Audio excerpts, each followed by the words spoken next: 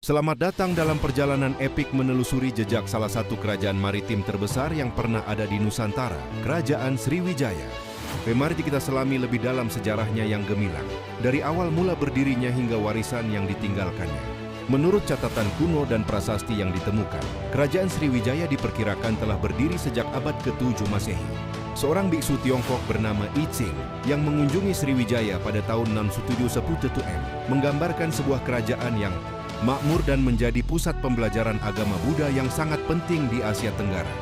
Pendiri kerajaan ini, Dapuntah Hyang Sri Jayanasa, memulai perjalanan sucinya yang dikenal sebagai Siddhayatra untuk menaklukkan dan menyatukan wilayah-wilayah sekitarnya.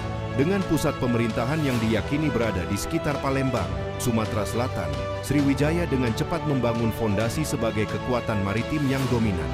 Memasuki abad ke-8 dan ke-9, Sriwijaya mencapai puncak kejayaannya di bawah pemerintahan raja-raja seperti Balaputradewa. Sebagai penguasa lautan, Sriwijaya membangun hegemoni mutlak atas Selat Malaka dan Selat Sunda, yang merupakan jalur pelayaran paling strategis di dunia pada masanya.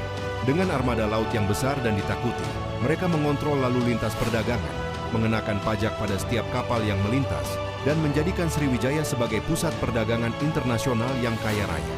Pelabuhannya ramai dikunjungi pedagang dari berbagai penjuru dunia, dari Tiongkok, India, Persia, hingga Jazirah Arab, yang memperdagangkan komoditas berharga seperti kapur barus, cengkeh, pala, emas, perak, dan gading.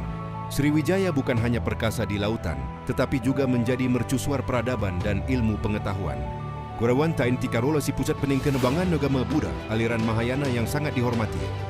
Para biksu dan cendekiawan dari seluruh Asia, termasuk I Ching sendiri, tinggal selama berbulan-bulan, bahkan bertahun-tahun, untuk menerjemahkan teks-teks suci dan mendalami ajaran Buddha sebelum melanjutkan perjalanan mereka ke pusat studi agama Buddha yang lebih besar di Nalanda, India.